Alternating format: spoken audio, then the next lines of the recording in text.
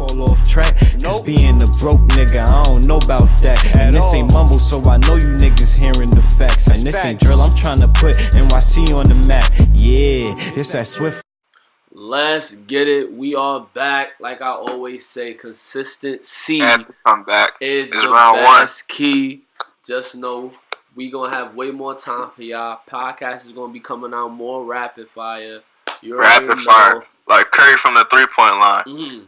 You already know. It's your boy Ty. Call me Trills, and these the two guys over here.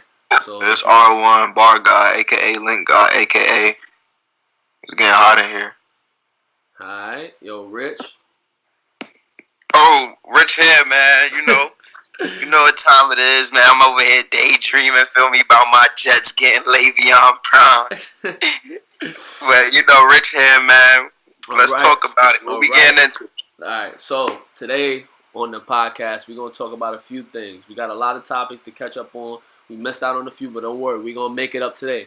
So the first topic that's been going around everywhere through all types of Ball is Life pages, NBA memes pages, LeBron and Kobe at the age of 34.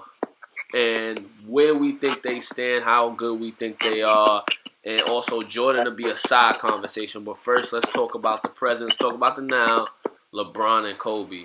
So, how do y'all feel about the LeBron-Kobe thing as far as at the age of 34, where they currently stand? Which one of y'all want to open up the topic? Let R1 open it up. I like the topic. It's always a GOAT conversation. So it was always LeBron and Jordan. So I feel like now that LeBron is on the Lakers, I feel like it's right that the Kobe comparisons do start for LeBron. And I think at the age of 34, I feel like LeBron is better than Kobe at the age of 34, but I don't think his mentality's there. Like Chris Bouchard was saying, LeBron at this age, he should just pick one thing. If you're going to go out there and score, go score. If you're going to go out there and pass, go pass. Because he's getting older, so I think he should focus on one thing instead of trying to do everything at this point. But people like to say who would have gotten this team to the playoffs. I feel like without injuries, both of them would have gotten this team to the playoffs. But in this situation, if you replace Kobe and LeBron, I think with 2 games back, I definitely think Kobe would have gotten his team to the playoffs. Okay. And that's my take on it. All right. So I'll open up next, and I have Rich gonna go last as far as the LeBron Kobe thing. So at the age of 34, I feel like each of the teams, I actually feel like, all right, so far as the team Kobe had when he was 34 and the team LeBron has when he's 34, I feel like the team that LeBron currently has, Kobe will actually work better with. I think Kobe, just as far as those guys, their mentality, how he plays, I actually think it would be a better representation of how he plays with that group of cast members. Also, basically LeBron and the group of guys Kobe had, I think he would gel better with those guys as far as how LeBron plays and his play style. Right now, basically the main problem with LeBron's team, even though he would have made the playoffs if he did not get hurt, but the main issue is they don't fit to LeBron's what he looks to do as far as to hit the shooters, to drive, to do all that. So they don't fit his style because they really are not great shooters. Honestly, besides the Bullock pickup and then Kuzma, everybody else is kind of iffy from the three. They're not really they also don't play defense though. Yeah, that defense, it also is a big thing, that defense and stuff. But the thing is, I feel like after LeBron had went down, it was their time to step up, and I would have thought they would have came, when he would have came back, they would have began to play better. But it's a bunch of things concerning why the Lakers are the way they are, and I don't think with Kobe it would have been that type of, if you want to call it, drama around. That's why I kind of see where they both would have coincided. But honestly, I think they both were in situations that didn't pertain to help their play style overall, and that's basically my take on it. It's they both would have made the playoffs if it's the injuries. At 34, you expect injury. This is LeBron's first injury so far. He just didn't know how to handle it. But I think now he'll be more prepared, and he's learning that he probably has to play more off the ball, or focus on one area in basically playing basketball. Because LeBron will never play off the ball. I think LeBron is slowly going to learn. He has LeBron would never play off the ball, bro. As much as LeBron says he wants to play off the ball, that's all talk. He would never play off the ball. I think LeBron eventually would. or he would That could be sacrifice somebody scoring. that's better than him. And It's if he not gonna does- happen for somebody that's better than him. And if he does, like, if let's say if he wants the ball, I don't think he'll be more so the primary scorer. So I think he'll give up something. Like, I don't think LeBron's gonna think he could be LeBron up until he's like 37 or 38. You know, I think he's one of the smartest basketball players we have. I think eventually he's gonna realize I have to give up scoring, I have to give up rebound, I have to give up. He already gave up defense, so slowly stuff diminishes as you get older, and you have to give up certain things in order to do other things. So I think that transition will work, but of course someone has to be there to attempt to fulfill that role or actually be able to fulfill that role. So that's basically my take on it. Rich, how about you? Well, I agree with what you're saying with about maybe, if LeBron, with the whole thing of them not, fitting his style of play, which is kind of true, but I also look at that style of play in that team, they were fourth in the West before the injuries. True. So you do have to look at the injuries as a big problem, but 34-year-old Kobe, I'm going to have to go with R1. The mentality, 2 games behind. Kobe not losing to no Suns. Kobe not losing to no Pelicans with no AD and none of these dudes. And when Kobe was out, and it's another proof of it, when Kobe was 34 and he was out of the playoffs, he put the team on his back and actually tore his ACL, his Achilles because of it. Yeah. Like, it's so much games I remember that year with Kobe putting Lakers on his back. Like the game against the Mavericks in the fourth quarter, Kobe just completely took over. And the game against the Nets, his first time in Barclays Arena, where he caught that crazy dunk on Gerald Wallace as a 34-year-old. The mentality, yeah, I'm going to have to agree with R1 with the mentality, but I feel like they both probably could have made make the playoffs at the age that they're both in. The style of play thing, you definitely hit home with that. I didn't really think about that as much, but the style of play could be a problem because they do have a lot of people that needs the ball in their hands. Playmakers like Lonzo, Rondo, Bron. These guys, they need the ball in their hand. So yeah, the style of play thing definitely, comes to mind now that you brought it up. But I'm going to kind of agree with both of you guys. I feel like they both would have made the playoffs. But my problem with Bron, he got to fix his mentality. yeah, And his mentality right now sucks. He looks terrible on defense. And this is not just this year. This is years. This is years going on now. Okay, you coasting. You can't coast in the West like how you coast in the East. yeah. You just can't do it. And Bron just probably feels like he can do that. But I don't think this is, zero dark 30 that he's been talking about that's showing up. I don't see no zero dark 30. You feel me? It's not. This is not no zero dark 30. It's regular season LeBron. If he wants to make playoffs, he needs to play better, man. Yeah. That's just how I feel. He needs to be more assertive on the offense. All right. So basically, you guys got our take on how we feel about LeBron and how we feel about Kobe, as far as at the age of 34. So I said it for a bonus. We were throwing how we feel Jordan would be. So do we want to say Jordan as if he was on the Lakers team, or are we just talking about Jordan with his super team basically at the age of 34? Jordan at 34 dominated though. Exactly. He did dominate, but so me personally, like I told you before we even talked about it, I don't really want to add Jordan to this because Jordan at 34 played better than both Bron and Kobe. Definitely. It's not even up for debate. But the thing is that you have to realize is the team he had.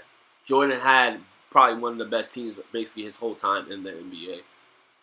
That's something that you need to think about. Right now, the situation that LeBron and Kobe were in, they didn't have a good supporting cast how they did. And one of the things that Jordan had was defensive players to help him. So I do think if you were to put Jordan maybe on the team that Kobe and LeBron had, even though it's different eras as far as like the player's mentality, because Kobe dealt with a lot of immaturity, people that weren't serious. Right now, LeBron is dealing with fragile minds because they're a little younger. So I think if you add that concept, I think it'll be more of a debate than just saying, oh, Jordan is on the I mean, like you said, like I said before, though, it was a lot of stuff that went into this, like the AD trade and all of that stuff that had to do with the Lakers falling apart as well. So that's not happening with Kobe and Jordan because they're not really asking for like to win now. Like they was kind of just in their situation, just chilling. Yeah. So okay, that's basically how we feel about everybody. As far as the LeBron, Jordan, and also Kobe. As far as like age 34, team progression, and time to move on to the next one. So this topic, I really didn't like this topic. Yeah, I will be the first one to say it, but they wanted to talk about it, so I really won't entertain this. You know what I'm saying? But are the Lakers tanking? This is actually a thing. I don't know why. I don't know how. But this is actually a thing. So I have either Rich or R1 can open this up because I don't think the Lakers is tanking. I just think they suck.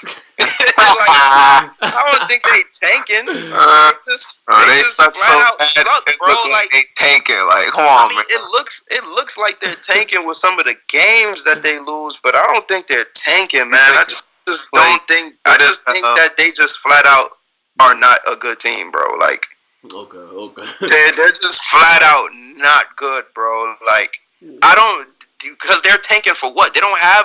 Don't quote me on this. I don't think they have a first round pick in the draft this year. So what are you tanking for? Yeah.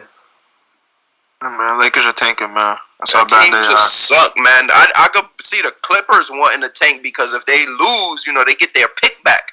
But it don't look like the Clippers want to tank. No, but the Lakers, I don't think they're tanking. I just think they suck, man. Yeah. Like these dudes, they play the good teams so hard, and then when they get to the trash teams, it's like, man, we ain't even gonna play hard, man. We just gonna lose this game. I mean, I can understand where you come from, where that seems like tanking, but I don't think they tanking, man. I just think them young dudes just feel like, oh, we better than these little teams, so we don't gotta play them as hard, but we play the teams like the Bucks extra hard. You feel me? Like, I don't think they tanking, though. That's my opinion. Okay. So, I have R1 go last since he's the one that feels the strongest about this.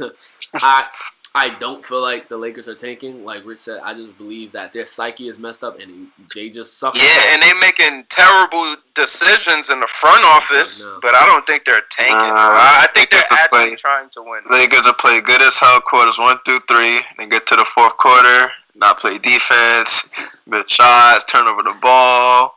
Like, what? Because the other team want to play hard and win too, though. Yeah, that's a fact. So why was the Lakers playing hard quarters 1 through 3? They wasn't trying to. For me, what's going on quarter 4? I don't know what's going on for pressure. The young guys and pressure. That's just what I see it as. Young guys and pressure. Just like when Jordan Clarkson came from the Lakers all the way to the Cavs, that pressure hit him the playoffs. I was in the playoffs. But look though, I know that was the playoffs. But look, the reason why I bring that up is because the Lakers young guys are feeling pressure that they're not feeling. I feel like that they never felt before. Excuse me. I feel like when the fourth quarter come, it's a bunch of stuff in their mind. I feel like they be like, okay, the game is getting close now. We got to win this. Or I think they're thinking about all these stuff like trades in the off seasons. I think they're thinking about missing playoffs. I think all of this stuff is popping in their head when the minutes get less and less. And the pressure, like I said, pressure buzz pipes, man. We seen it with Jordan Clarkson. Last year, he played for nothing, and they threw him in a team that's playing for something. These dudes, every last one of them on the Lakers, other than probably Rondo, everyone played for nothing.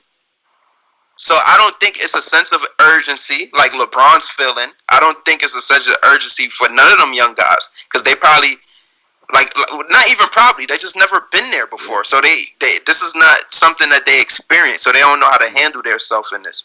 It could be, it's just my opinion. Like I said, everything is my opinion. This is what I'm thinking. But I don't know, man. Yeah. I really don't know.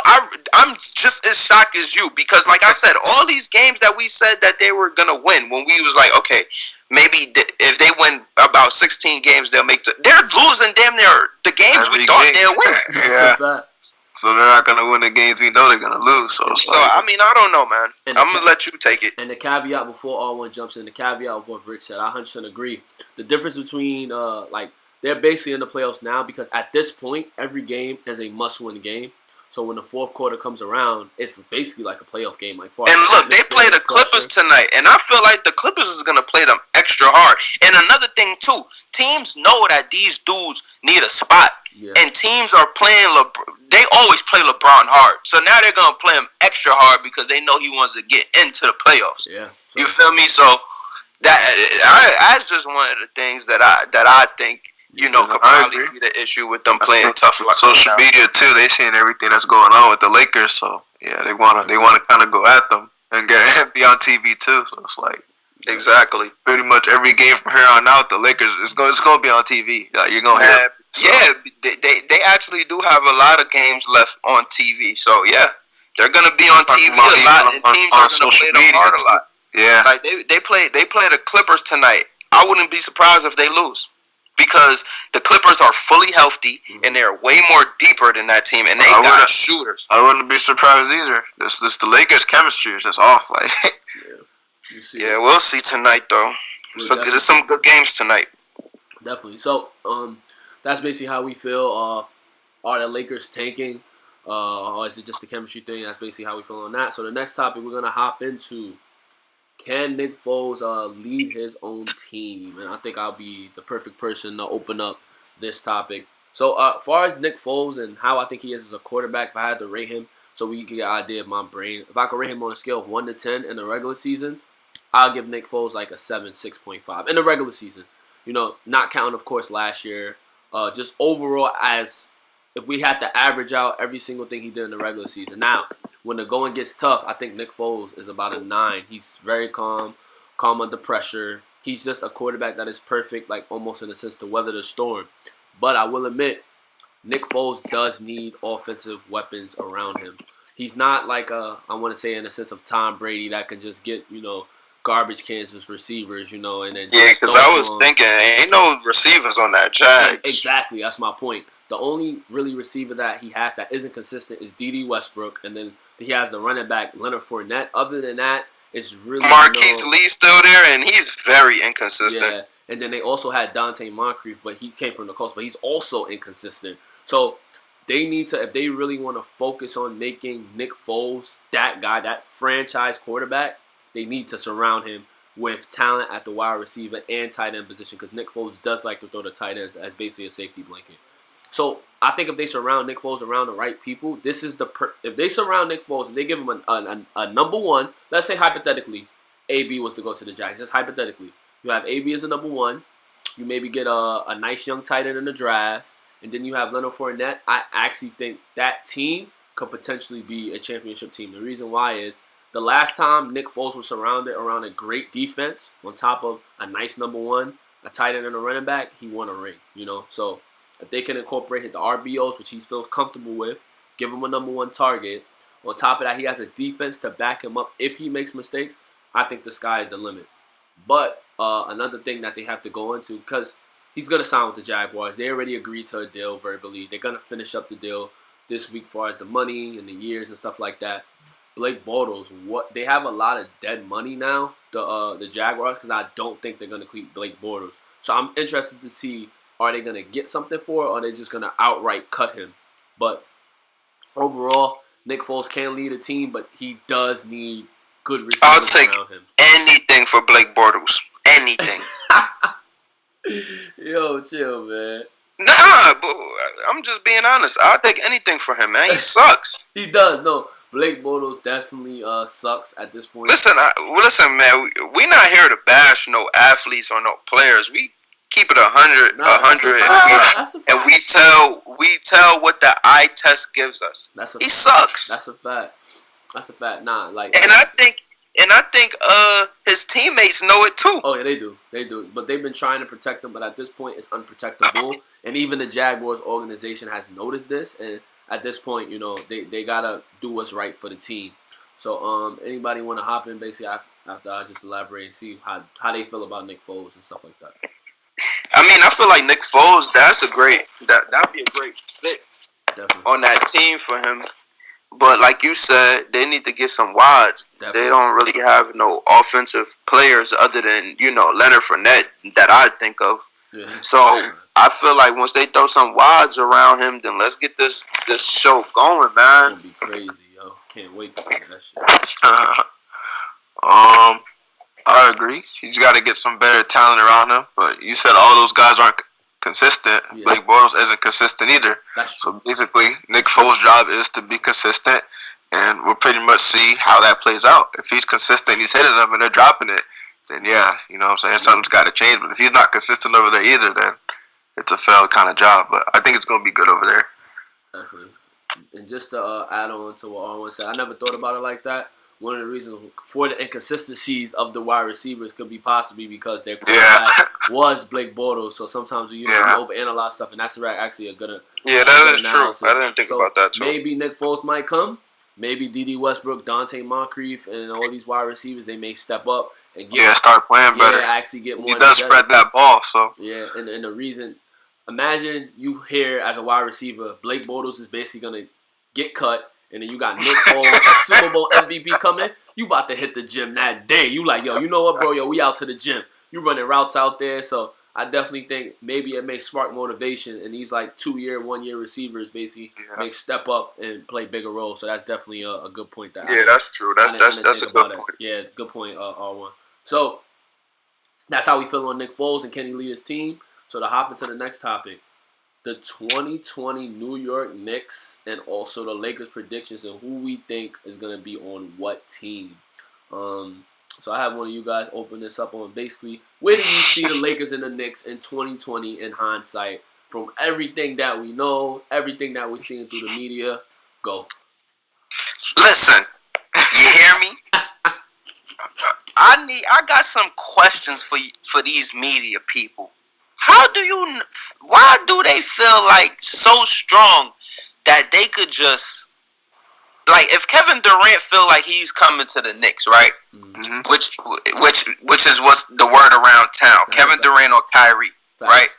If they feel like they coming to the Knicks, how would y'all feel if y'all Kevin Durant or Kyrie about going there now with the media eating up everything? How would y'all feel about going there now?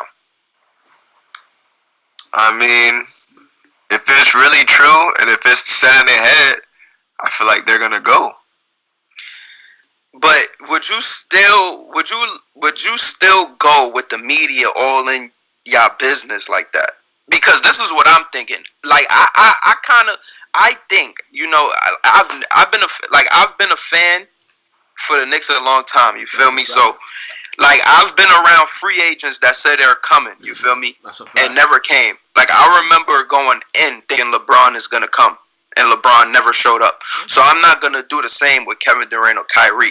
But there's things going around that's probably giving me ideas that set in stone that I think Kevin Durant is coming. You feel what I'm saying? Yeah. But I look at the way the media, like, I watch The Jump, you feel me? And I watch Rachel Nichols and just practically say Kevin Durant is a Knick every time. You get what I'm saying? Yeah. So how me as Kevin Durant, how I would feel, I'd be like, damn, these dudes all in my business. Do I really want to go there? Do I really want to deal with this media watching everything I do? You feel me? Me and Kyrie having conversations in the hallway. These people acting like they reading our lips. Like, y'all don't think that's a little bit too much? And then can make a player be like, man, I'd rather go to the Nets. They got the same 2 roster spots, the same 2 cap space open, and they're balling right now. Why not take my talents over there? It's the same type of publicity. Mm-hmm.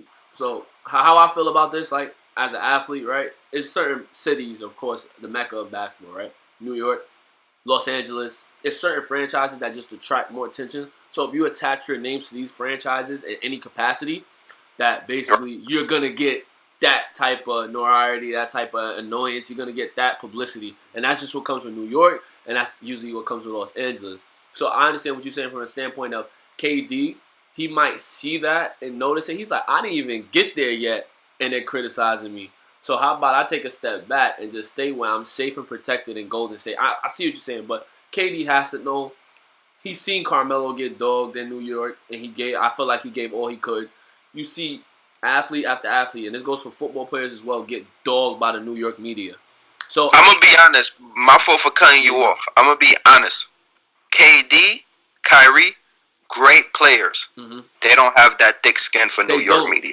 That's the they don't have that thick skin for New York media. That's the one thing I feel like is gonna hurt them, especially Kevin Durant, because we know how he feels with the whole social media thing, and like he has a little bit of self-esteem issues because of You're complaining about the Warriors media, dude. That's nothing compared to New York, bro. New York, you're under a microscope so much. So I think him noticing it might steer him back. But he has to have some type of knowledge of this. But honestly, KD knows he can't stay in the Warriors. He can't stay with the Warriors because he wants to propel his legacy. He's gonna have what's the thing? I can't even tell you the real word for. He's gonna have an asterisk next to his name. Yeah. Oh yeah. And I'm sorry, it really is true. Yeah. If he stays with the Warriors and win every ring in his career with that team, he's gonna have an asterisk next to his name. Right. So that's how I feel like he knows he has to leave that team. I agree. But I'm just saying, with all the stuff that's going on with the media, what if they change his mind from going to New York?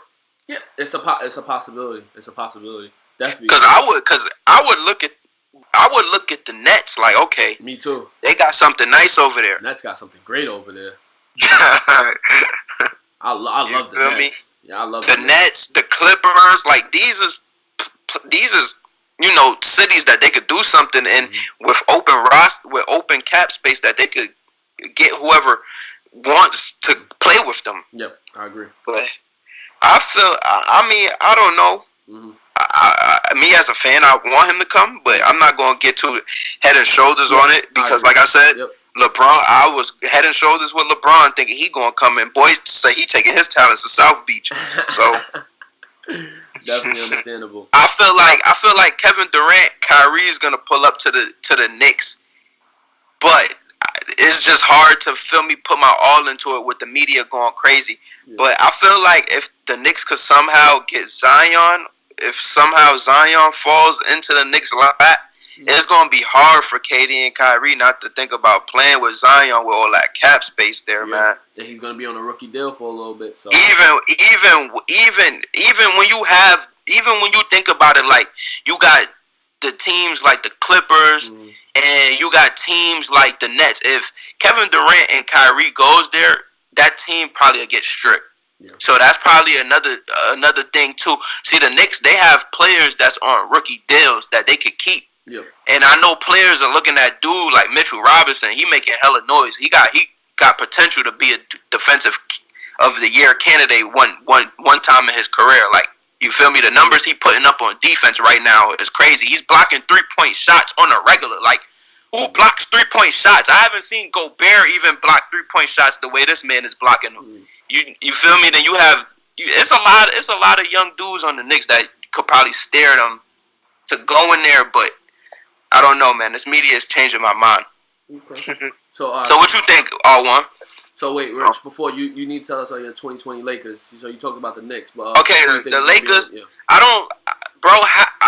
don't see anybody going to the Lakers when everyone wants to beat Bron. Yeah.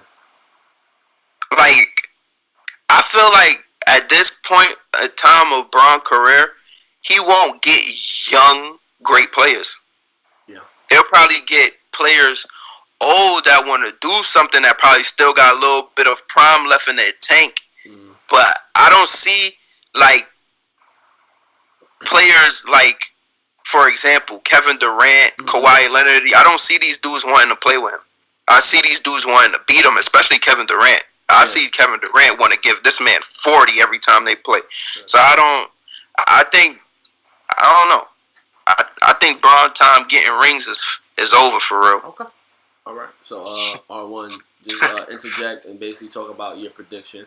How you feel as far as the Knicks, where you see them at, and the Lakers, where you see them at in next year, 2020. I think Kevin Durant's going to the Knicks. Like, I know he hears all the noise. I know Kyrie kind of hears all the noise. But I feel like eventually it's going to come a point in time in your life where you're going to have to, like, numb it all of it out. Kind of like how LeBron did. And while LeBron's still here, they still kind of have somebody that could kind of like direct that attention towards. Because once LeBron leaves, it's definitely going to be all on Kevin Durant. And he has to know that. He's going to have to learn to like tune it out. So I think if he does go to New York, he'll kind of have to learn to do that because that's the best place to do it at. That's probably that really is the best place to do it. And I think if Kevin Durant and Kyrie next to each other, like they'll have each other to lean on, so it'll kind of be easier. That's prime time right there. Yeah, so I don't know. But as far as the Lakers go, I'm kind of have to agree with Rich. I don't see LeBron really getting anybody. They're kind of missing out on deals. Mm-hmm. They missed out on PG, missed out on Kawhi. Free PG, man. And if AD, don't. Magic Johnson not looking too good as a GM to me.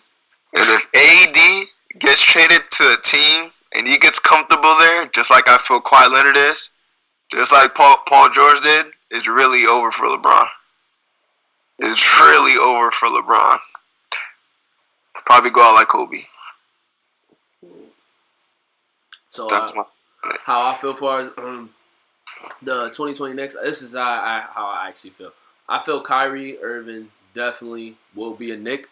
I think Kyrie definitely wants to play for the Knicks. Everything, like, it just seems like Kyrie legit wants to play for the Knicks.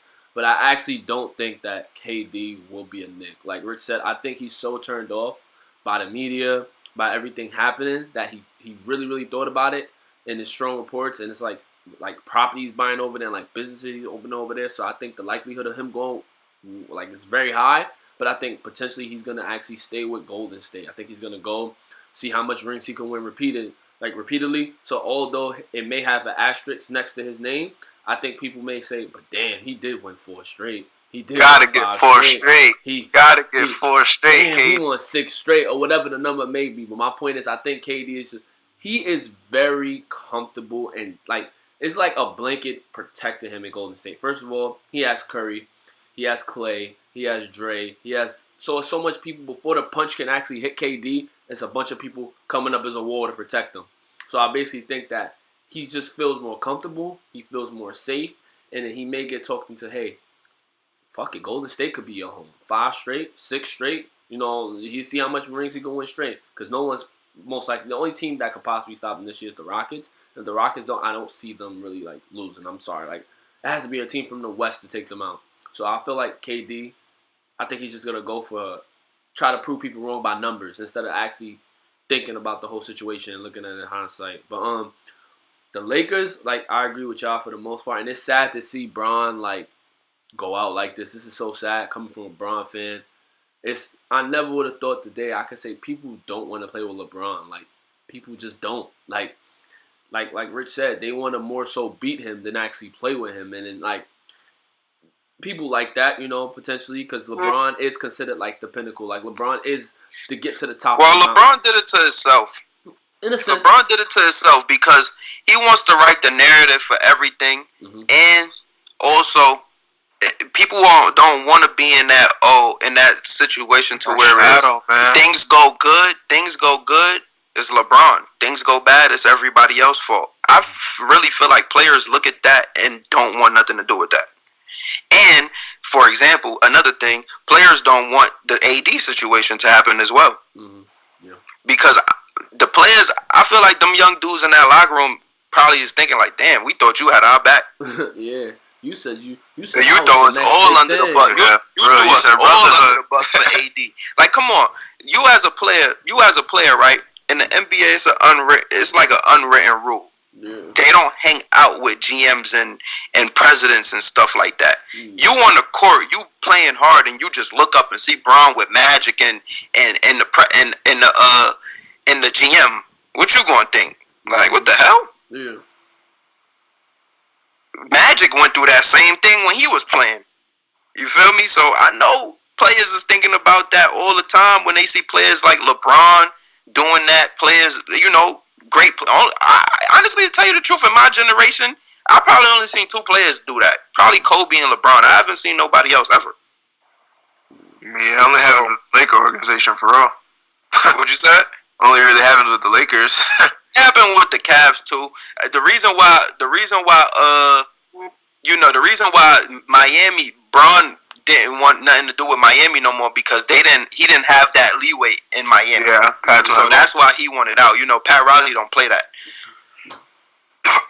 But that's one of the reasons I think players is just tired of that. I think they're just tired of it. I think another thing too, like players kind of see that they want to create their own legacy. It's like, okay, yeah, he got a ring, but he got it with LeBron. So, you know what I'm saying? Yeah. I think players kind of want to create their own legacy now. Yeah, that's true. Everybody want to write their own book. They don't want to be a part of yours, That's true. So that's basically how we feel as far as the 2020 predictions, as far as players' wishes, predictions, and maybe even like how people look at LeBron, another topic that we hit. So since we're on the topic of LeBron, right? This it's become a real big thing ever since. Basically, it's like a 3%, 2% chance that LeBron will actually make the playoffs. So how does him not making the playoffs affect his legacy to y'all? Like, how do y'all feel? It ain't going to do nothing to his legacy. What's going to affect his legacy to me, my opinion, is him being the only great that's in a Laker jersey that hasn't won a ring. That will affect his legacy. But him missing the playoffs, that's not going to do nothing to his legacy. What is that going to do to his legacy? Yeah. I'd rather him miss the playoffs than go to the finals and miss out on the finals again. Yeah, that sucks to see Braun.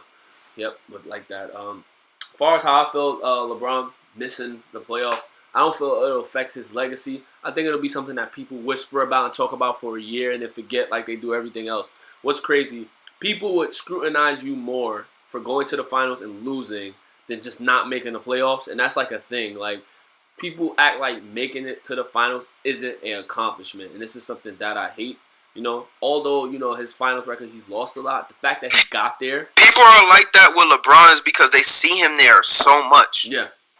So they take it for granted. Yeah. It really is something very hard to do. Yeah. Like, imagine that. Because it's a lot of great players that hasn't even stepped foot on the finals court. Exactly. Yeah, so the fact that people usually downplay it, and it's just the fact I don't want to hear these bickerers and these LeBron haters just say for another year, oh, he made it to the first round and lost. He made it to the Western Conference and lost. He made it to the finals and lost. It's just better off he just actually this year, he doesn't make it. I actually don't want LeBron to make the playoffs. I want him to recuperate, do whatever LeBron magic he has, get healthy, and try to score. Because it seems like this. Don't worry, bro. He ain't making playoffs this year. He gonna have a lot of time to shoot Space Jam this summer. Yeah. For real. Definitely. LeBron's only hope to me is the guys on his team, right? I don't think. Shout out to B.I., man. He balling. And the only hope is LeBron's team. B.I., Lonzo, Kuzma. You gotta embrace what you got. Lonzo dead, bro. I don't think he coming back this season. Yeah. And shout out to LeVar Ball, man. He right, man.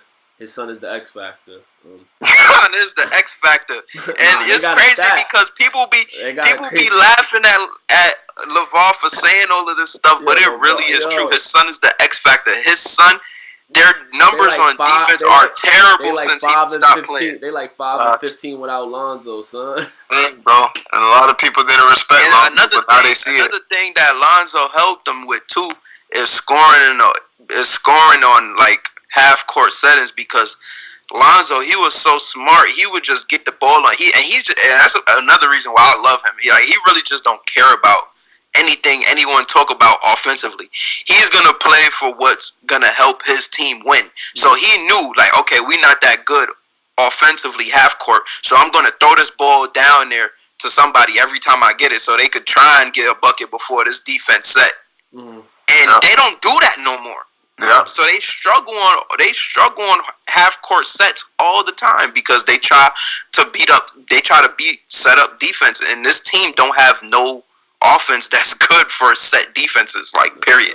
The best thing they could do is put Brown in the post and just give him the ball and just say, just do something. No, it doesn't affect LeBron's legacy. At the beginning of the season, a lot of people said Lakers wasn't going to make the playoffs. And then they was actually in the playoffs, and everybody was shocked. And now he's not in the playoffs. Everybody's like, "Oh, it affects his legacy." Half you guys not going to do nothing anyway, so yeah, it doesn't affect his legacy. They're not going to do nothing to his legacy, bro. There's a lot of greats that miss playoffs in their career. Yeah. Facts. So that's basically how we feel. Does it affect LeBron's legacy? It's really not much to elaborate on with this. It's just basically a yes or no. You kind of explain why. So this is also another hot topic. We're going to segue basically to football now. And then, will Antonio Brown regret leaving Pittsburgh? So I don't know. anybody want to open up? Because I actually don't agree with you too. So I think you guys could open up with that. He ain't gonna regret missing. He ain't gonna regret playing in Pittsburgh. Only thing though, he might. I mean, I won't say he might regret, but he'll probably miss playing with a good quarterback. Even though Big Ben, we knew Big Ben right now in the stage he is in his career, he's not that great. But Big Ben has some great years with AB, man. Yeah. AB probably ain't gonna run into another quarterback that could sling that ball to him like that. That's a fact. That's probably the only thing that I'm probably is gonna say is he gonna miss is a good quarterback. Cause trust me, I'm a Jets fan. It's very hard to find a good quarterback. That's a fact. I watched the Browns. It's very hard to find the Browns. It took the Browns almost 15 years to find a quarterback. And what's crazy, they were a sidebar. The Browns, every single year they drafted a quarterback, the next either pick or the next two picks was actually a quarterback that was almost a franchise quarterback, if not transformational. Just a fun fact about the Browns, how they basically missed it by one every year. But yeah, continue, bro. I mean, that's all I really gotta say for real. Like, I don't really think he's gonna miss the Steelers. I think he'll probably miss good quarterback play more than missing the Steelers.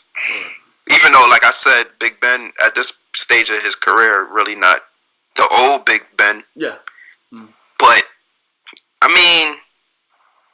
I don't know. You can't get any worse. You feel me? Because Big Ben looked bad last year. Big Ben looked bad last year. So I don't know if you get any worse for. I mean, you can get worse playing with with Blake Bortles. Come on, man. But other than that, yeah, I really don't think he's gonna miss the Steelers because Le'Veon Bell's leaving. It's not like he's staying. Le'Veon Bell, if he was there, I'd probably say, okay, that's a lot of pressure being taken off of him with Le'Veon Bell in the backfield. But Le'Veon Bell is gone. Juju gonna have a lot of pressure on him. Yeah. That's my take on it. All right, so I think it's perfect for me to go in the middle since I basically disagree. So I feel like AB will regret leaving Pittsburgh, and one of the reasons why, before I even open up and say like the easy, Big Ben is a Hall of Famer, the Pittsburgh, regardless of the drama that they have, regardless of how we feel about them personally, they're a very prestigious franchise. They are like one of the pinnacles of success in the NFL. Patriots come to mind, of course. The Pittsburgh Steelers come to mind. So if you think about Pittsburgh, right, you're gonna leave that prestigious, that successful franchise, right? Successful in past generations. Yes, not correct. This Of course, past generations. The thing is, what are you doing for me now, bro? You feel me? I'm not gonna think about what you did for me as a fan 10, 15 years ago. You feel me? I'm thinking about right now, this generation. Whenever we debate about championships, like for instance, for example, this is perfect. Before the Patriots started going on this crazy winning stuff that they're doing with these championships, before that they had like a 5-year drought, and Giants fans were killing them. Like, where's y'all championships in this generation? So I'm gonna go for what are you doing for me now? Like, what are they doing for anyone now? They're not winning anything. They're losing to the Patriots every time they run into the Patriots. Yeah, I mean. That's just like okay, some people feel like the Garden is, the Mecca. Some people don't. It was the Mecca back then. Some people don't feel like it's the Mecca now. So I'm just gonna go with that. Like, what have the Steelers done for me in this generation? And that's the thing. So I'm saying more so prestigious as far as like lifestyle, right? As far as like how they he'll definitely miss that because they give you freedom. Yeah, exactly. How you appreciate it, the lifestyle. Players, coach. I'm talking like the whole nine of what the Pittsburgh Steelers is about. That also helps, like them, of course, having their banners and all that championships allow them to live that lifestyle and live like that. But also the Pittsburgh's fans, they are their fans are very, very supportive. Just the love you get. Other franchises are not as I want to say likable to the athletes, as good. Antonio Brown basically got to do whatever he wanted in a sense, So that's more so what I'm talking about. I mean, but then you're thinking about, all right, for Antonio Brown, that could be good and it could be bad at the same time. Because if you watch the shop that interviewed Antonio Brown, he said the Steelers made Big Ben feel like he an owner. That's cool. And that's not good. Yeah. Definitely, it has its pro. I definitely agree that it has its pros and cons without a doubt. And it turned out to be a con over the long term because Big Ben basically was doing whatever he want. And most organizations, although the quarterback may not be an owner, he is and should be. I feel the quarterback should be a leader.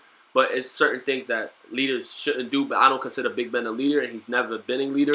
And he's always had problems with leadership since. AB said Big Ben used to get away with a lot of stuff. Yeah. Being late to interviews, things that other players can't get away with. Well, Big Ben got away with it because they gave him that freedom. Definitely. So, my second thing of why I feel like that he's going to regret it, although Big Ben is not the Big Ben we once knew, he did used to have the Big Ben he once knew, and I think Big Ben did elevate his career to be where it is. Of course, Antonio definitely Brown, did. And although Antonio Brown, he puts in the work, so don't misconstrue that. Me saying he doesn't work hard. Antonio Brown is one of the hardest working wide receivers in football, up there with Odell Beckham, as far as what they do to their bodies off season, crushing their bodies to make sure that they're up there. But Big Ben propelled him to be where he is, and the market of Pittsburgh helped him be box office of which Antonio Brown is now, right? So that's another thing he has to realize. The attention, depending on the market he goes to, will not be on him. And I don't know if that may be a problem for him or he may not care. I don't know. That will something we have to see over time. And then just like overall quarterback production, although Big Ben wasn't good, he had highlights of the Big Ben. Big Ben now, he'll give you a lot of bad games, but it'll be games where you like, wait, is that the old Big Ben? He pushing off D's, he throwing balls 100 yards deep. You know, he has games like that every now and then. So for overall, I think that's why he might regret it. I think he's going to more so regret the lifestyle than actual, you know, the quarterback playing the team play. But that's how I feel. So R1, just segue and see how you feel about this whole situation. Man, hell nah, you ain't going to regret it, man. You guys keep on saying Big Ben. I think the reason he's leaving is because of Big Ben. That's a fact. I agree that Steelers is a great organization. I think he's never going to get an opportunity to play in an organization like that again. That's going to be that great. That's going to bring in that much talent. That's going to try to win every single year no matter what. But I think, like, the wide receiver and quarterback, that's got to be, like, that's one of the biggest relationships on the field. Mm-hmm. You know what I'm saying? Yeah. No matter what, if you're throwing the ball and we get stats and all that, number one, we're not winning. Mm-hmm. Number two, you're disrespecting me. So you feel me? I feel like it's hard to kind of bridge that gap. You know what I'm saying? I don't think it's Big Ben at all, to be honest with you. Okay. Just how he is, and especially because he's getting older too. Like, it's not the same Big Ben. I think it was the same Big Ben. It's like, all right, come on, we can kind of work this out, but it's like not the same Big Ben. Le'Veon's leaving. We're losing. You know what I'm saying? Mm-hmm. So I don't really think he's gonna regret. Okay. Even Big Ben, but I think as far as the Steelers franchise, yeah, he's definitely gonna never get an opportunity to play in that franchise. And that was more so of my point, R1, that I think he's gonna miss the franchise and the lifestyle more than actually the quarterback play, and that's like what I was elaborating to. So I definitely. Well, I think the spotlight still be on him though, because he's still gonna put up top numbers. I feel like wherever he goes, unless he just gets double teamed, you know what I'm saying? Yeah. Unless he doesn't go like another notable wide receiver somewhere else, but. Yeah. Oh, come to my Jets. He definitely getting double teamed. I mean, if Le'Veon go there. Le'Veon go there, can't do that. That's how I feel on it. All right, so that's basically how we feel as far as if AB, how he's going to feel if he leaves. And also, I want people to, you know, think about something that often gets overlooked because of the Patriots' greatness is the greatness, or at least the pinnacle of what the Steelers used to be. They're not, of course, Steelers do actually have 2,000 century rings, so they're a good franchise. So I just want people to think about that. And the lifestyle is different when you go from a big market to small market. Still a good franchise. You just playing Tom Brady. It's just sad. It's sad. Like you said, you in the Tom Brady era, sadly, and you know what I'm saying. That's how it is. Yeah, that's just how it is. Right? So because we're in the Warriors era, so that's how it is. My boy Braun gotta suffer in this bullshit. Yo, I ain't feeling this. But our next topic is going to be the Kyle Murray situation. I know a lot of people, we all know that he's basically said he's committed and he's going to play football. So now the next issue is will the Cardinals draft him? And if they're going to draft him, how do you think he actually fits with the Cardinals?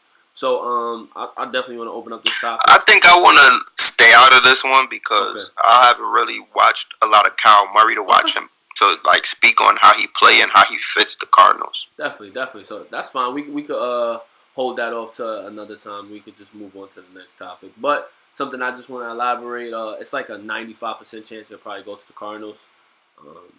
His old coach is there. He knows how he likes to play, and I think he's worth the gamble. I think he's worth it just to see. You got nothing to lose. I think like how football is going now. Yeah. Like you kind of got to sell tickets too, and Kyler Murray is pretty much gonna sell tickets because of how he plays. But that O-line does have to get fixed in order for him to do that. Oh yeah, and he's not with his body. And then just to that Shannon Sharp brung up, Kyle Murray is not 207. He does not weight like that. What he did, he stocked up on water. He bulked up, took all types of expensive $1 million protein to get to that weight. So teams won't say, "Oh, I'm not drafting a 5'10", 180-pound quarterback." Kyle Murray is not that. So when he gets back in game shape, he's actually going to be under 200 pounds, which is very dangerous as a quarterback because these big guys, attempting to fall on you. Yeah, they fall on him. It's a wrap. Stuff like that. So that's something that we need to all watch out for. And if he does keep 207, he will not be as explosive. Because why don't he take the baseball money though? Like, what's wrong with him playing baseball? Bro, he don't want to play baseball. I think the main issue with him, Rich, is this is because I actually talked to a baseball person because I'm not too proficient in MLB, but how it works in the NFL and NBA are maybe the two only leagues where you go straight into the pros. As in the baseball world, he would have to basically play in their minor league. Yeah, he have to go into the minor league. And he would have to work his way up until he basically becomes, accomplished enough, and then he goes to the major. So the thing is with that, athletes often don't like that. Like, he doesn't like that from what I talked to a big, heavy baseball fan. So that was like his main problem. And also he liked football more. And football, in my opinion, is way more entertaining than playing baseball, even if your heart isn't, Just how I feel. Quarterback is like the position. If you do inside America, everybody knows the quarterback face. Like, every single quarterback's face regardless. And that's how, and remember, these athletes wear helmets. So just that you do know every quarterback face, though, even if they're trash. Yeah, that's exactly. That's my point. So basically, that's how we feel about the Kyle Murray situation. This is something we definitely dive into later. But we just want to make sure that we're on the same page. But that's just basically my highlights of it. But I mean, I seen some highlights of him playing baseball. He'd have never been in the minors that long. Yeah, I agree. I don't think he would have either. He'd have never been in the minors that long. I don't feel he would have either. But another thing, what people saying is, he might play football as rookie and then go play baseball. You said that again? I didn't hear you. He might play football on this contract, and then after this, go play baseball. That's what people say. Oh, okay. I don't know how true that is. Yeah, it could be true though. It could be true. Yeah, it sounds like a good plan, but I don't know how true that is. Because a baseball rookie contract is longer than a football, so yeah, it could be true. So that's basically how we feel about the Kyle Murray, and we kind of elaborate not more so the Cardinals, but we elaborated how we feel about him, his decisions, or whatever the case may be. But if I'm the Cardinals and he has these kind of problems, I might not pick him because the Cardinals they're another one with quarterback troubles for years. What do you mean? But the thing is, I think they trying to sell tickets too, and Kyler Murray's gonna sell tickets. Yeah, they definitely gonna. I mean, Cardinals got Larry Fitzgerald. You need to do more than sell tickets. I mean, yeah, but Kyler Murray is better than their current quarterback. I feel like. Oh, I agree. He definitely is. Yeah, I agree, but I don't know, man. You got Larry over there. That boy want a ring. Yep. So. Hey, Tom Brady era, man. You said it. It is Tom Brady era, so the best thing for him to do is just go link Tom Brady. Hey, I agree. But he one of them players that want to spend, his career in one place. So yeah, he talked about it in a little mini interview. But next topic are Giannis and PG making smaller markets more likable. So no. Oh, okay. Elaborate. Smaller markets are being likable now because of social media. Players are realizing they can promote their self better than a big market can, honestly. Okay. So players don't mind going to smaller teams now, like smaller media teams now. Players are not tripping about it at all. Got you. I'm gonna definitely say yes, because they see the freedom that they have, the luxury that they have. The media is not in their business. Like, Giannis could definitely walk outside, do whatever he wants to do, take his girl out to eat. Nobody's going to be out there taking pictures and bothering him and all that. Same thing with Paul George, and obviously the same thing with Westbrook with his kids and stuff. In LA, different story. New York, different story. Miami, different story. So I feel like these smaller markets definitely have a way better chance now because of social media. And, like, I think players, they obviously watch TV. Like, you heard AB say it. He definitely watches Undisputed. So they see what's going on. And the fact that they see all the Lakers and shit, I don't think they really want to be in that. So I think it's definitely helped. Smaller market, this is a good era for small market teams. Great era for smaller market. It really is a good era for small market teams because elite players are still going there. Yeah. How I feel about like the small markets thing, I think athletes like they cap on the small markets till they go there. And the one example is Paul George and Kawhi, and then they see how welcoming they are, and they see how they maybe got more love of where they were, and they just the relationship that they have as far as the fans, and also like you said, they can actually live a somewhat normal life to be superstars. Yeah, I think that's the reason. Honestly, to tell you the truth, one of the reasons why Porzingis wanted to leave the Knicks for real, because he another one that couldn't take the New York media. Yeah, that's true too. New York media was kicking his and butt. I think it goes He's a not long playing way. too. Yeah. And it goes a real long way, and I think that is a factor now. Like, and honestly, before, not to get too off subject, I'm gonna be honest. I'm gonna just say this a real touchy situation. Not even too touchy, but just me as a fan. I'm glad Porzingis and all these dudes that can't handle New York media is gone. If y'all can't handle New York media, I don't want y'all. If that's what it takes for y'all to bounce, bye. Don't come back. Let the exit sign hit your tall self too, Porzingis, on your way out. I can't blame Porzingis though. He a foreign player. He's not used to all this shit. That's a fact, bro. Dallas is perfect for him. You think Gallinari was when Gallinari was on the Knicks? Gallinari no Porzingis. In the EuroLeague, when Gallinari came to the league, he was a bigger person in Europe than Porzingis was. I feel you, but big facts, not asking. Porzingis gonna be the better player. He definitely is going to be the better player. But that's why he got more attention. But he hasn't done anything. Porzingis isn't playing, bro. That's why. But what has he done? What has he done? What has he done, bro? I'm not trying to sit here and dog Porzingis. I still got a lot of love for Porzingis. But what has he done? What has he done for him to feel? Bro, the media was the problem with him as well, yes. But he has stuff going on behind the scenes. Like, he wanted his brother in the Knicks office. What has he done? What accomplishments has he done for him to be this kind of boss that he thinks he is? Yeah, I agree. But another thing that we need to always look at, right? It's just more of a players' league now, right? So if you're kind of a superstar, whether you low superstar, high all-star, you have a little bit of more say on what you want to do and how it is. And that's just how the NBA is. And one of the people that kind of started this wave would be like LeBron James. Like he is a players' league, but he was for real mad. The media was the big part, and his brothers was putting a lot of crap in his ear, telling him to leave because the Knicks weren't doing things to make them happy. And his brothers is nobody too.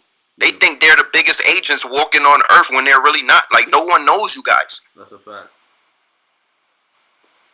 So that's basically how we feel about the markets being more likable. And on the side, I got a little Chris Stats, Rich Rant. Shout out to all my Knicks fans out there on Facebook. The next topic we're going to talk about, I know everyone has seen this, D.K Metcalf and his NFL Combine. He basically broke social media with his Combine. I feel like the body fat thing is fake. I feel like they messed up or it was a typo. They said that this man has 1.6 body fat. Now, if you guys 1.6%? 1.6% body fat. I think it was a typo. But let me elaborate on how impossible that is. So the most in shape bodybuilders that do this for a living, their lowest body fat recorded, I believe, was 3%. So the fact that this man has 1.6, that would mean that's just insane. I think it was a typo. That's gotta be fake. I think it was fake. I think they're gonna have to do that again as far as his body fat. But he rocked the Combine. He broke all. That mean this man literally all just a straight all muscle. Yeah. And he does look like he is a bigger dude. He does look like a type. He looks like, if you guys ever seen a picture of Shannon Sharp, basically when he first came. I've seen just DK. like He's huge. He's supposed to be a wide receiver that big? Correct. He's a wide receiver. I believe he's 6'4", But he's like fast, though. 227. Yeah, he's definitely a wide receiver. His speed shows it. He's definitely a wide receiver. He broke everything. He damn near outlifted linemen. He ran faster than Julio Jones, which is... Wait, tell me. I ain't know all this. Yeah, Keep going. He ran a faster 40 than Julio Jones and Calvin Johnson. Yep, out of guys over, he's the fastest dude out of guys over, I believe, 6'2", that went in the combine in the last 15 years. Of course, not counting Randy Moss, of course. And what number they got him projected going? Well, now he was projected. Whoa, with all those crazy stuff that I'm hearing, if I'm the Jets, I'm taking him with that number 3 pick. Yeah, so he was projected at Ohio State to go late first, early second before all this happened. But now he's at least, like, I want to say middle to top, a lottery pick. So well, the Jets probably gonna because the Jets always take defensive people with high picks. So yeah, and just a sidebar about D.K Metcalf. As far as his tangibles, we can all see that he has the tangibles, but he just needs to work from what I've seen from his highlights. Because I didn't watch a lot of Ohio State this year in college. I'm sorry, I just wasn't interested in Ohio State this year as much as other years. But as far as watching him at the highlights, his highlights wasn't too impressive as far as route running. He's not like as far as like an AJ Green with routes. He's not a Amari. Oh, so then I'm not taking him that high then. He needs a lot of work on his routes, and from what I've seen, he runs a lot of go routes, and his post route is pretty good. So but he doesn't have to worry about the safety hitting him because he weights more than him. So I guess that's a factor. So his post route. I mean, yeah, that is a factor. And flies, you cannot take this guy down low. That's one thing. Like, it was a lot of people try to hit him low. You cannot hit him low. So yeah. he definitely has. What's his vert? His vert, I forgot his vert, but he had a higher vert than every wide receiver in the last 15 years. I don't remember. Jesus, man. But he had You might have to take him. He had a higher vert than Odell Beckham, definitely. You might have to take him if he's jumping higher than Odell. And he's big and stronger than everybody. You might have to take him. Yeah, no. You might have to take him. If you have a good wide receivers coach and you take him, he will be transformational. He almost could be. I would like to compare. His vertical is 40.5.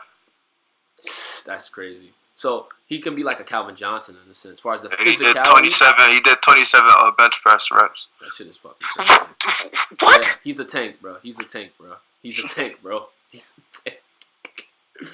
So how am I just now hearing about all this stuff? I only seen that he ran faster than all those wide receivers, man. I didn't know all of this other stuff. No, he did everything. Like, as far as every single event, he did like record and everything, like across the board. Like, they were comparing him to he has one of the most legendary combines ever. So this is crazy.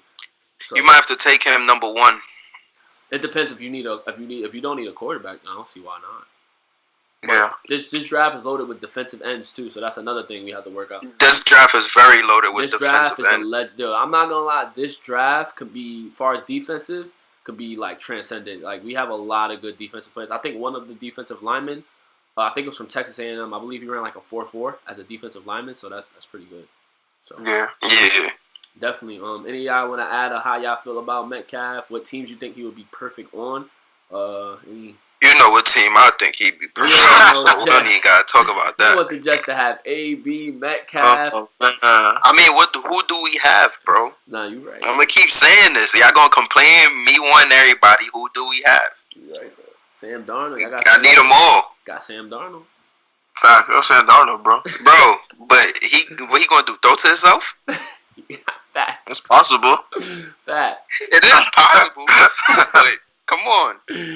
Like what he gonna do? Like AB said, throw the D lineman. Like, feel me? That was funny though. He said, "How you gonna want me to get the ball? And you throwing to the D lineman?" I'm never gonna forget that. Yo, AB don't care. He be coming for Big Ben neck, yo. You know what really killed me? That mustache, bro. That mustache gotta go. Let's get back on. Let's get back on topic. Shit was funny. Alright, any place you want to see Metcalf in particular? Any teams you feel like he'll be nice on, or whatever? He'll be nice on every team because he's a freak athlete. But I feel like everything that he's not good at now, he's obviously gonna work at it. He's obviously a workaholic. So My fault for cutting you off. R1, I low key want to put this man at fallback for real. Yo, what is yo? Get out of here, yo. I low key want to put him at fallback. Nah. Even though they don't use fallbacks no more, but they'll definitely use him if he's a fallback for sure. Gonna be at every position. Dude said he's stronger than but he's stronger than linemen, bro. That's different. Yeah. That's crazy. He's gonna also be a good block at wide receiver too as well. So you could literally play him at every position on offense, bro. You can put him at tight end. You can put him at running back. Put him at O-lineman. Fuck it. Definitely put him at tight end. That's crazy. Yeah, if he struggles at wide receiver, I'll just put him at tight end because then definitely no one can check him with a 4-3. So yeah. No one is checking him. So we already about at an hour and 4, so we're gonna segue into our last topic, and the other topics we're just gonna add to other podcasts. But Jeanie Buss says Lakers chemistry was ruined by the fake quote unquote AD news. So why she lying talking about some fake? She gotta stop lying. My dude Brian Windhorst don't cap. Fact. Never cap. Period. Fact. He don't cap. So I don't know what she talking about. Fake y'all messed up that team, which is true. She right. Mm-hmm. They messed up that team. It wasn't fake news though, Jeanie. It wasn't fake news at all. So do y'all feel that the Lakers chemistry ever will be the same again? Since we know, of course, it's evident that messed it up. Do you think maybe next year Bron could have a speech and work something out? Because at this point, do y'all think can they repair what once was being a 4th seed in the West, quote unquote? I don't know, man. I think in the summertime, like Rich said, Magic gonna try to trade them niggas again, man. Yeah, Magic gonna try and trade them again. Especially with B.I. balling like this, why not take another shot? Facts. B.I. proving his trade value. But the Lakers, I know the Lakers out here missing Zubac, man. I don't know why. Zubac for Bullock. I don't understand that trade still to this day. I don't either. Zubac. I don't think Zubac was for Bullock. I think Zubac and I think Beasley went to the Clippers for a pick. Oh, it was a 3-way. Reggie Bullock came in a 3-way trade. Yeah. Okay. But I know they did 2 separate deals though for that one. It, though. I think you would have got. I didn't like getting rid of Zubac. I didn't like that. Zubac is like an addition. Like if you throw in a trade and then you throw in Zubac, you maybe could keep one of. But I think they was Beasley and Zubac for Mike Muscala. Yeah, bad trade. I think it was very bad. I think they did that because they needed more shooting though. Yeah, but bad trade. Very bad trade. You got Chandler and you still got McGee, and Zubac's young and he was proving himself. So I probably would have traded Chandler. Or something. I would trade McGee. I ain't gonna lie. Yeah, I would have tried to get McGee out of there. Only thing. Because they don't even play him no more. Right. From what I'm looking, they play him, but he don't really get. They play him for seconds, and Chandler got that. I feel like Chandler's body for these West Coast centers is kind of better. Yeah, because he do have a good post, and he's a good post defender. Yeah. So yeah, that makes more sense. But Zubac should have never went. Yeah. I think they're really missing Zubac because Zubac came in for them balling putting up double doubles. He was like a walking double double for real. Right. Yeah. A lot of old boards. You could give it to him in the post. I ain't tripping. Hey, what? And he was looking all right on defense too. He was getting some good blocks. He was doing it all. Yeah, that was and then they sent him to the Clippers. The Clippers probably gonna hang on to him. Yeah. Hell yeah. They lost what's his face? Zubac probably killed him tonight. Yeah. Yeah. Shout out, bro. Fact. So shout out to B.I., man. B.I., you out here looking better than Braun. That's your team. Keep balling, bro. So definitely, that is basically the end of Let's Talk About It podcast. No, before we end it though, let's talk about this LeBron's defense, because it's been like this for 4 or 5 years now. Yo, bro. All right, let me. So what you want to talk about, bro? Talk about it with. Why is he playing like that? Why is his defense so bad? And then he don't really play defense until you call him out. Yeah, you're right. I mean, look, it's a lot of reasons. I'm gonna give you all the reasons. Like you said, he was playing in the East, so that's for one. That's why he was big coasting. You can't do that in the West, especially now we're trying to make the playoffs. Second reason is He's never had a coach that's going to tell him what to do besides Eric Spoelstra. And that only worked because he had Pat Riley behind him. And then because he did want to get rid of Spoelstra too. And then 3, he doesn't really have no teammates out that can really call him out either, like he did in Cleveland. Like no veterans that can really call him out on it. Like it's only Rondo there really I feel he respects. Taylor's not even getting minutes to tell LeBron what to do. So, and Rondo's really not going to check LeBron breaking every shot. So, listen, man, I can't be Bron's teammate because he gonna hate me. I'm like, listen, you can't tell me nothing with the way you looking on defense. Yeah, you should. That wasn't my man, bro. It's bad. I know why, man. He used to bark on Tristan Thompson for no reason. Bro, well, we all saw that. Mon Shumpert, too. KD come up the court, hit a 3. That nigga pointed at Shump like, yo, what you? Hell no, it's your man, nigga. Nah, Shump wasn't taking that. Yeah, Shump used to argue back at him, though. Yeah. Shump used to argue back at him. I think that's why they traded Shump for real. LeBron really ain't playing no defense, bro. LeBron won't switch. LeBron is switching to the stack back. I remember that one game last year when Giannis did him filthy, man. I think Giannis gave him like 40, and like 30 was on Bron. Yeah, I remember that.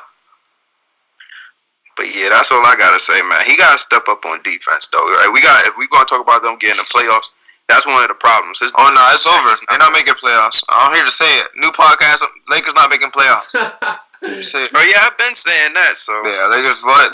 They losing to the ED teams. They still gotta play OKC and the Warriors and the Bucks again. Yeah, come on, man. Probably mess around and lose to the Clippers tonight too. Yeah, get them out of here, man. So that's basically how we feel. That was a little bonus. Rich one. And they gotta play the Nuggets and Celtics. Us talking about all the different, basically Lakers outcomes. So thank you for tuning in for Let's Talk About It. Wait. What's up? We all got tomorrow. Rockets and Raptors or Celtics and Warriors? I got Raptors the first game, and then you said Celtics and who? Warriors. I got Celtics. I got Warriors. You got Celtics? Yeah. Yeah, they eventually gotta win, man.